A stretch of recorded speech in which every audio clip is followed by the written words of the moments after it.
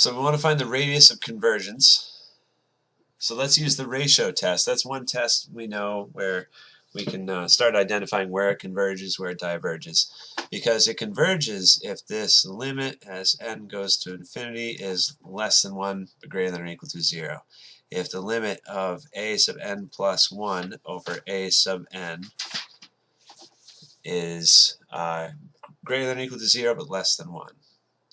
Alright, so let's look at what that will look like. We have the limit as n goes to infinity of the absolute value of a sub n plus 1, which we don't know what it is. They didn't tell us. But then we have negative 9 to the nth. We have x to the 2nth power.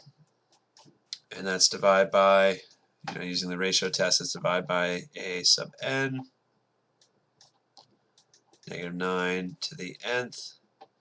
And then x to the 2n. Oh, wait, sorry. This is 2n plus 2 up here. Oh, boy. I didn't plug in the plus 1 stuff up top, right? This is supposed to be negative 9 to the n plus 1, the next term. And so when you plug in n plus 1 in here, you got to distribute that too. So this is 2n plus 2 up here.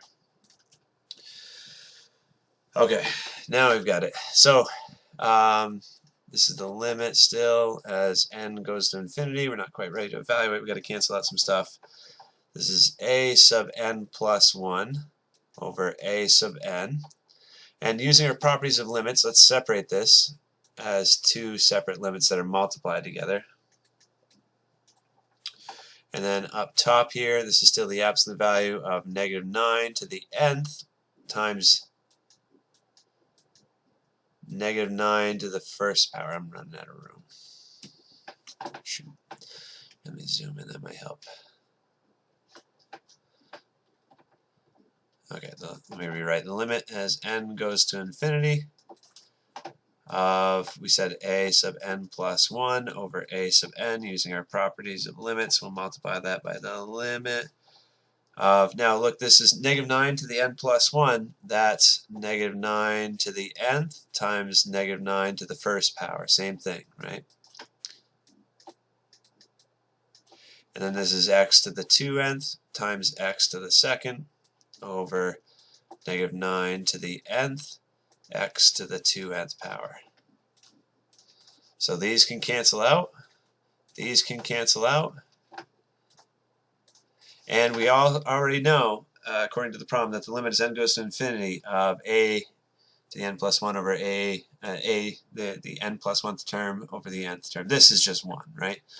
So now our limit is n goes to infinity of negative 9 times the value of negative 9 x squared. Oh, and that's it. There's no denominator, so we can negative 9 x squared.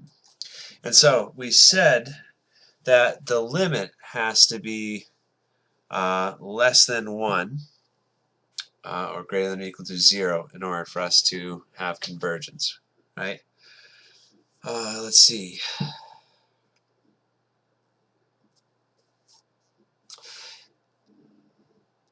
So it means inside here, we've got to think about the values for x that would make this limit be less than 1. So we can take inside this inequality, this is negative 9x squared, and we want to find out when that's less than 1. Oh, and it's still the absolute value though, so we can drop the negative sign here. Because negative 9, the absolute value is happening, it's going to be changed to a positive 9. We would have run into a problem if we didn't drop that. So divide both sides by 9, square root both sides, so you get x is 1. X needs to be less than 1 over 3. So that's our radius of convergence. Okay, it's 1 over 3 is the radius. That's the distance x can go. Is that what they wanted? Find the radius of convergence. Yep, so 1 over 3.